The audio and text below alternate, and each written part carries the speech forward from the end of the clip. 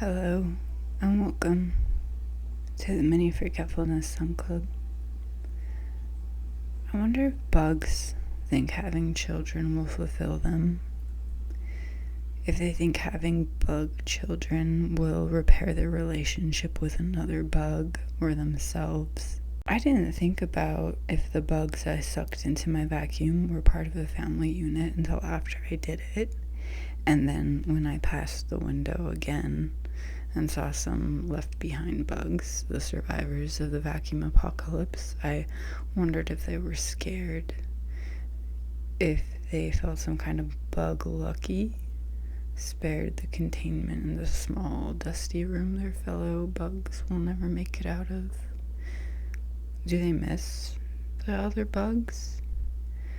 I usually do take the bugs outside, but there's this kind of bug that I've been taking outside again and again and again. And they're harmless, but I do think they want my bread, and they look a little bit like seeds. So I've stopped buying bread with the seeds because sometimes I think the bread is covered in those bugs, or maybe there's a secret bug that I can't see on the bread, and I'll actually accidentally eat it, and then I can imagine that I feel the little paper feathers of its wings split down the center, bending in the back of my throat as I swallow, and then I don't want to finish my bread anymore, and then I've wasted a piece of bread. Anyway, the amount of them on my window pane today, there was just too many, and they were crawling up and down and around and everywhere. And I've had a few moments where one has landed directly on me, and I've wondered if it's asking me to take it outside. But the window ones, though, there were just too many, and I wasn't feeling generous while I was cleaning, and they couldn't stay. They had too many babies. Too many bugs in one spot.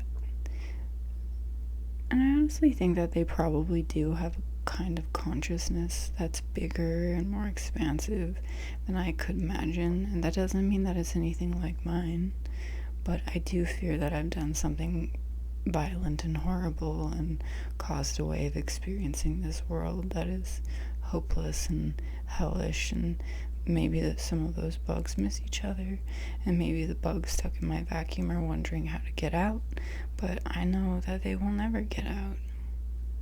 And I read an article in the New Scientist, generally credible, talking about the controversial claim that water has memory. There's evidence that says yes, evidence that says no. The people would like foolproof, reproducible experiments and lots of information. Understandable. I won't do anything with this information that is important or influential, but I will wonder if the water in my LaCroix can is happier or less happy than the water from the drinking fountain in the art building. And I should say that's not even what it means when stated that water has memory, but that's what it sounded like to me when I first heard it, and according to Joseph, no.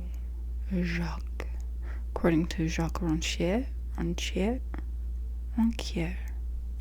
don't know how to say that, a French philosopher who wrote The Ignorant Schoolmaster, published in 1987, the way we teach is more often for the teachers than it is for the learners.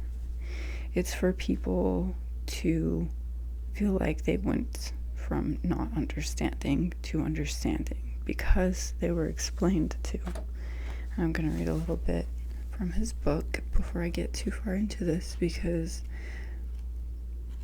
I'm not demonizing people who teach.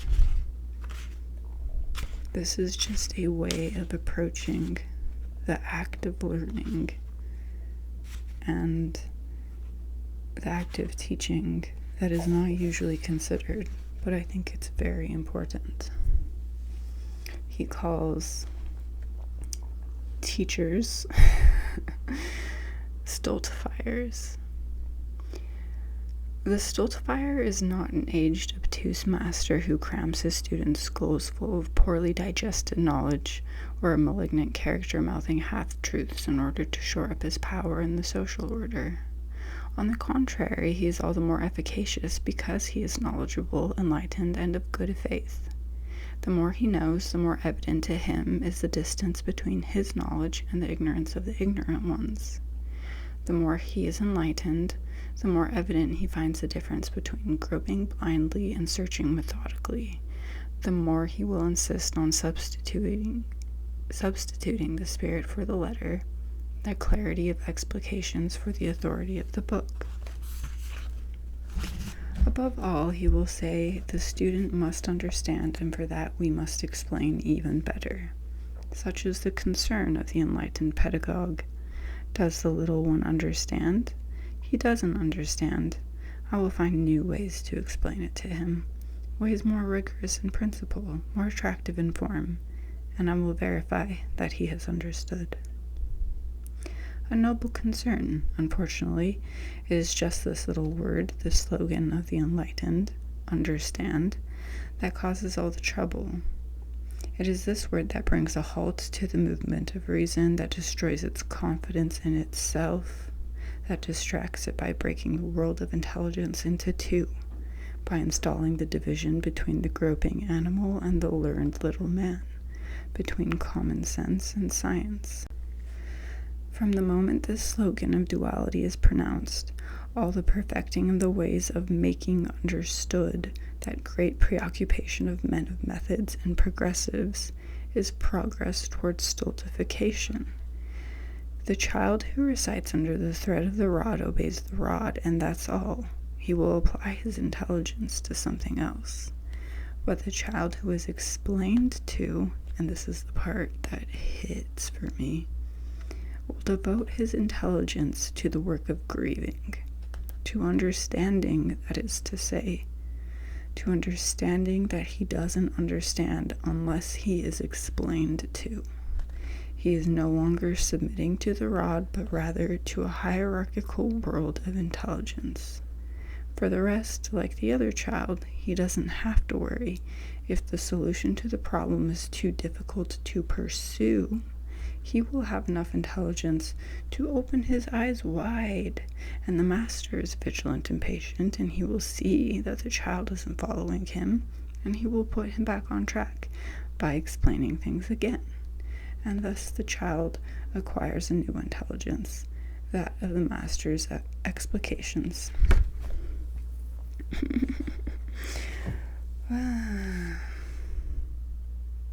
Okay, so I think that there are a lot of ways to think about this, and I don't think that the way that I have is the one, and I think that that's partially the point of what this is. But I was given this book by one of my professors who noticed that the way that I like to teach is not by explaining the process of art making, but by being observant to how the students feel about their own ability to learn art, and trying to give them ways of approaching it that can help them.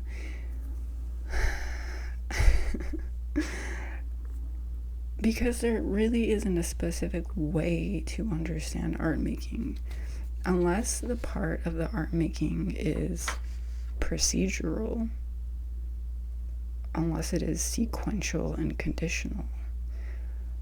But most of art making is non-linear. The understanding of what you're doing might grow after you finish what you were doing, maybe even years later. And the process of learning how to make art is often also unfinishable. You might understand something that you are doing differently every single time you come into contact with it. It's almost like if you teach somebody how to make art, you're describing to them what it's like to stand on a beach. But you could also just have them stand on a beach, which one would give them a greater understanding of which one is like what it's like to stand on a beach.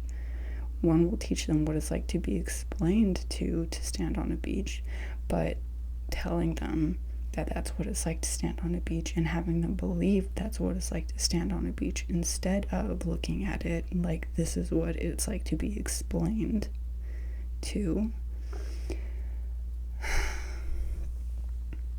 And most things, not just art, can't really be understood like that. There is no tidy comprehension. You don't reach a finish line. And I think most of us know that there is no finish line to understanding, but it's also like weirdly controversial to say that understanding is not real. Not like that. And I've had this conversation before, and people like to react, so do you think that there's no point in trying to understand? First of all, I did not say that, and I do not like it when people put words in my mouth. I don't like it when someone translates what is said into what they think is said before they thought about what is said. I digress. More than anything, though, what I'm saying here is I don't think a tidy comprehension of something should be tasked to us. It shouldn't be expected of us. Not for most things. And when we allow a messy, surprise-filled world that we can learn from and about, but not in a specific way, we allow for actual learning to learn, learning to experience learning. Forget about a tidy comprehension. Please. You don't need to feel like you understand it.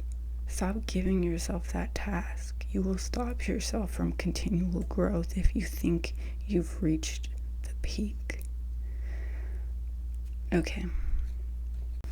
I hope you try teaching yourself something soon. Maybe like how to make a shelf out of sticks and twine or cardboard and wheat paste.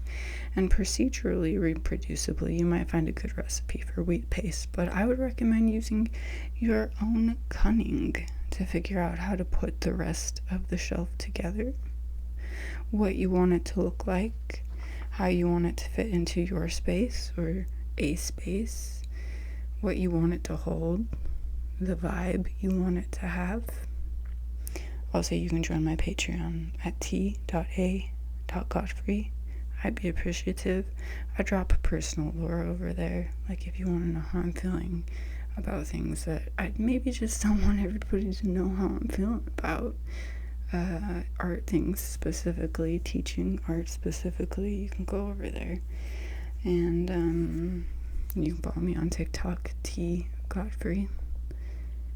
And you can also go see my paintings, some of my paintings, up in Salt Lake City right now in a gallery. Anyway, that's it. And I hope you enjoyed watching me paint. This was just like 13 minutes of my real-time painting process. And if you're watching it on video, the end is what I managed to achieve today. So between the beginning of the video of the section that I worked on and the end of the video, like that is all I managed to do today.